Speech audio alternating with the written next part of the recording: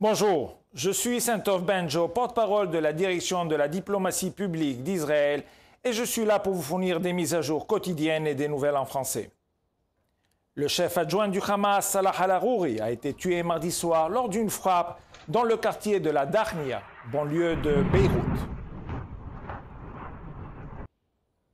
Harouri, 57 ans, était l'un des fondateurs de la branche militaire du Hamas, chef adjoint du bureau politique du groupe terroriste et considéré comme le chef de facto de la branche militaire du Hamas en Cisjordanie. Il a orchestré de nombreuses attaques terroristes contre des civils israéliens.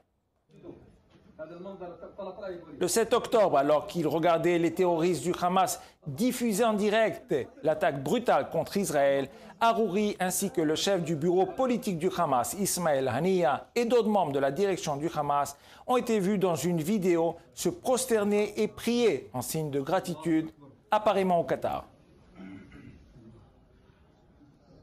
Le massacre du 7 octobre n'était pas la première attaque terroriste planifiée par Harouri, qui consistait à kidnapper et assassiner des adolescents israéliens. Harouri a aidé à planifier l'enlèvement et le meurtre en juin 2014 de 3 adolescents israéliens, Gilad Shaer, Eyal Ifrach et Naftali Frankel. Bon débarras, Salah Harouri.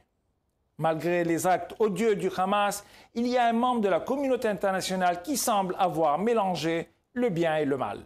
Récemment, l'Afrique du Sud a décidé de se faire l'avocat du diable et de se rendre pénalement complice des auteurs du massacre du 7 octobre.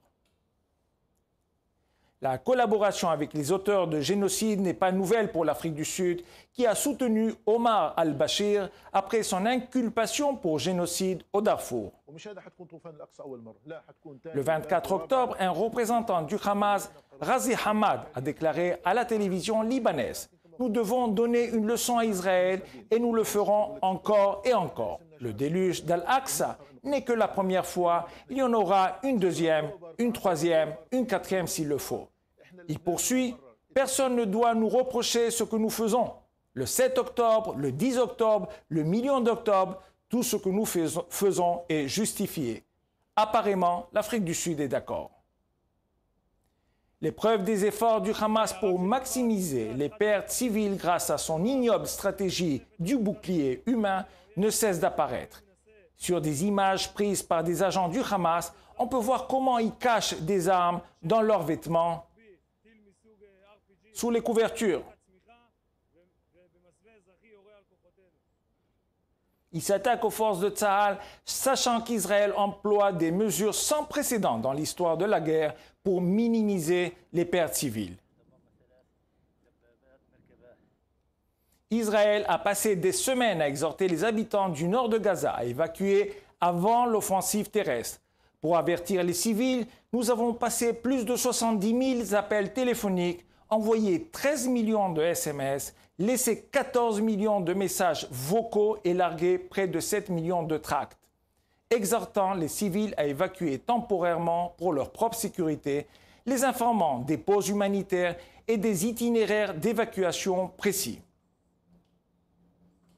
C'est pourquoi nous avons sécurisé des couloirs humanitaires permettant aux civils de fuir le Hamas, mis en place une ligne d'assistance téléphonique permettant aux civils de dire à l'armée si le Hamas les empêche de fuir et désigner une zone humanitaire dans l'un des seuls endroits de Gaza où le Hamas ne se cachait pas déjà derrière les civils.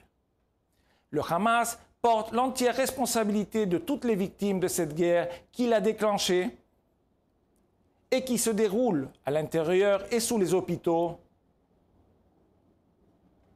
dans les écoles, les mosquées, les maisons et les installations des Nations Unies.